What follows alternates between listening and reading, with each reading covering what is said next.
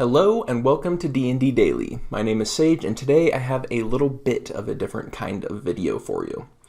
So, this video was recommended by two of our viewers. The first was Echo Girl and the second was Mizu Ito. Both of these viewers recommended that I audition for Angelarts' new campaign, the Ready Player One campaign. This audition asks me a few questions. The first question is, who am I? Well, I am Sage. I am part of the D&D Daily team. We release new D&D content every single day.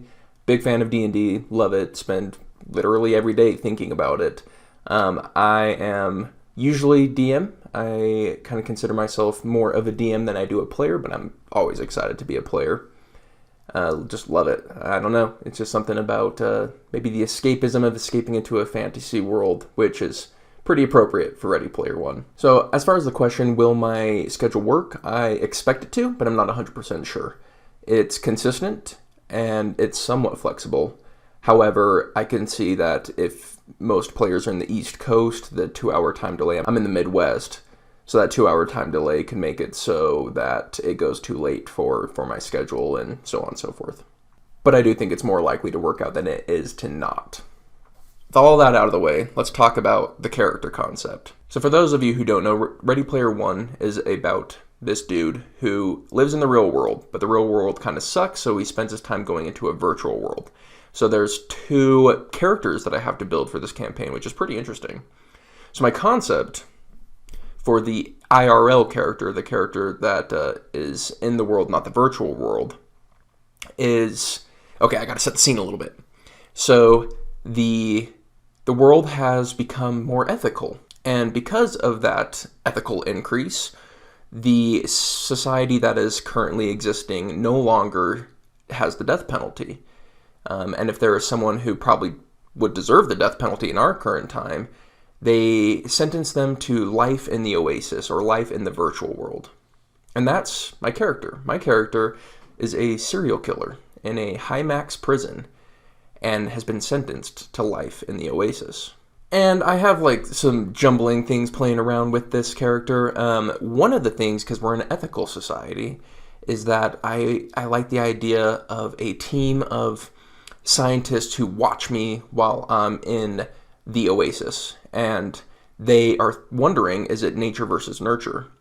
If we give this serial killer friends and beautiful places to live as opposed to the squalor that he may or may not have come from, can we change his psychotic tendencies?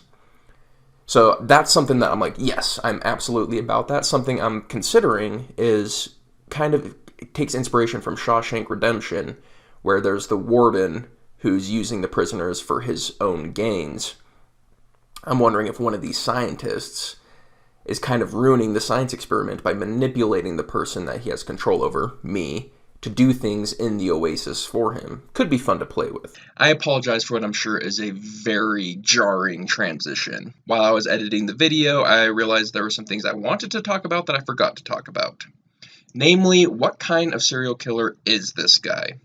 And I'm taking a lot of inspiration from Dexter here in that he is a serial killer with dark tendencies, but is justifying it through psychology. He's saying certain things in his head to justify it. And if I were to summarize what his perspective is, it would be this sentence: the best thing a human can do for society is to die. And the reason he thinks this way is, if you think about it, if no one ever died, one, the world would just be chocked full of people. No one ever dying, and we'd just keep growing and growing and growing. We'd only have to kill each other to make room. The second is old ideologies die with the people who held them, and then the children take the new ideologies, and so humans, like, we have ideologies die out and be rebirthed, and if they're not dying out, we can't have these new ideologies be birthed. So it'd be like Genghis Khan still running around conquering, and so that's his justification. His justification is essentially, okay, I'm purging the world of the old to make way for the new. That's what he's telling himself anyways, but in reality, he's just itching a scratch that he has. He would have a certain line, probably like age 70 or something, that once somebody hits age 70, they're now on his target list, and they should now be killed. And like the long living races would be someone he specifically targets, because they live too long. They need to be removed so the new can come into the world. So he probably has a name, he's probably famous on some level for these killings. I'm not like sold on the name, but something like the Chronurgy killer.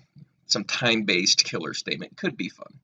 Anyways, this is the jarring transition back to the scheduled viewing. As for when the character is in the world, I feel like there will be a bigger definition when I know what that world's going to be, because I think it can be any world, really. If it were to be a fantasy world, I would be a paladin.